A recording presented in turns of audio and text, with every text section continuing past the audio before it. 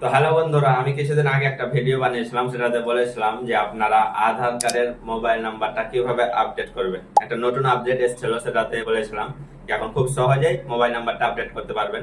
আগে কি হতো যে পুরানা নাম্বার যেটা আধার কার্ডের সাথে লিঙ্ক ছিল সেটাতে ওটিপি যেত, তারপরে ওটিপিটা বসানোর পরে আপডেট হতো। কিন্তু এখন নতুন আপডেট আসার পরে পুরাতন যে নাম্বারটা লিঙ্ক ছিল সেই নাম্বারটা আর ওটিপি লাগবে না। জাস্ট যে নাম্বারটা লিংক করবেন এখন নতুন, সেই নাম্বারে ওটিপি দিয়ে পেমেন্ট করলেই আপনার আধার কার্ডের মোবাইল নাম্বারটা চেঞ্জ হয়ে যাবে। তো আজকের ভিডিওতে আমি সেটাই দেখাবো যে আপনারা এই কাজটা কিভাবে করবেন, খুব সহজভাবে দেখিয়ে দেবো।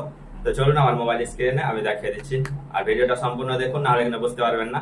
চলুন আমার আধার কার্ডে মোবাইল নাম্বারটা চেঞ্জ করার জন্য সর্বপ্রথম যে কাজটি করতে হবে, আপনাদের ফোনে থাকা প্লে স্টোরটি ওপেন করবেন।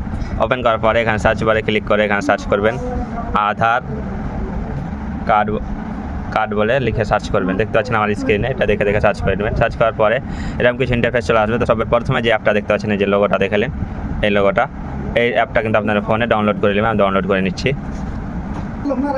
ডাউনলোড হওয়ার পরে এরকম দেখতে পাচ্ছেন ওপেন লেখা আসবে, তাই ওপেনের উপরে ক্লিক করে দেবেন। ক্লিক করার পরে এখানে করে কন্টিনিউ করে দেবেন। এটা কন্টিনিউ করার পরে এগুলো কিন্তু অ্যালাউ করে দেবেন, সবগুলো জয়বা চাইবে।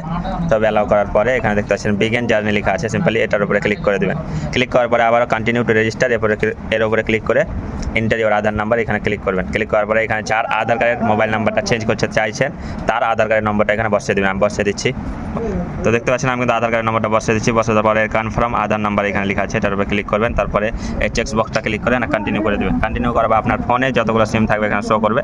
তো যে কোনো আপনার যেটা সিমে রিচার্জ আছে, যেটা আপনার প্রাইমারি সিম, এটাতে ভেরিফাই করে নেবেন। তো আমি 1 নম্বর দিয়ে ভেরিফাই করে নিচ্ছি। ভেরিফাই হচ্ছে, একটু সময় লাগবে, একটু ওয়েট করবেন।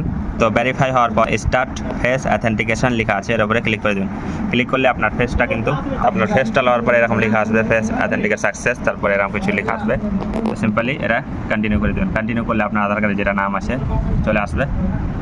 তো এখানে করে দেখতে পাচ্ছেন কন্টিনিউ টু সেট পিন। তো যে কোনো একটা র্যান্ডম 6 সংখ্যার পিন তৈরি করে নেবেন, কারণ পরবর্তীতে অ্যাপটা ওপেন করবে তখন কিন্তু এই পিনটা দিয়ে লগ ইন করতে পারবেন খুব সহজেই। তারপরে কনফার্ম পিন করবেন।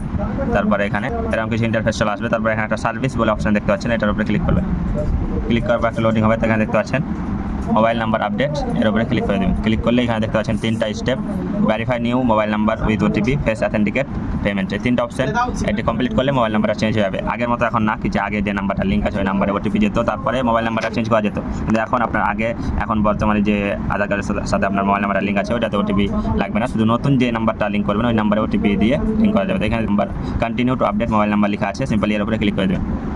ক্লিক করলে এখানে দেখতে পাচ্ছেন ইন্টার নিউ নাম্বার লেখা আছে। এখানে আপনার যে নাম্বারটা আধার কার্ডের সাথে লিঙ্ক করতে চাইছেন সেই নাম্বারটা এখানে বসিয়ে দেবেন। আমি বসিয়ে দিচ্ছি। বসানোর পরে এখানে দেখতে সেন্ড ওটিপি লেখা আছে, সেন্ড ওটিপির উপরে ক্লিক করে দেবেন। ক্লিক করলে কিন্তু যে নাম্বারটা বসালেন ওই নাম্বার একটা ওটিপি আসবে 6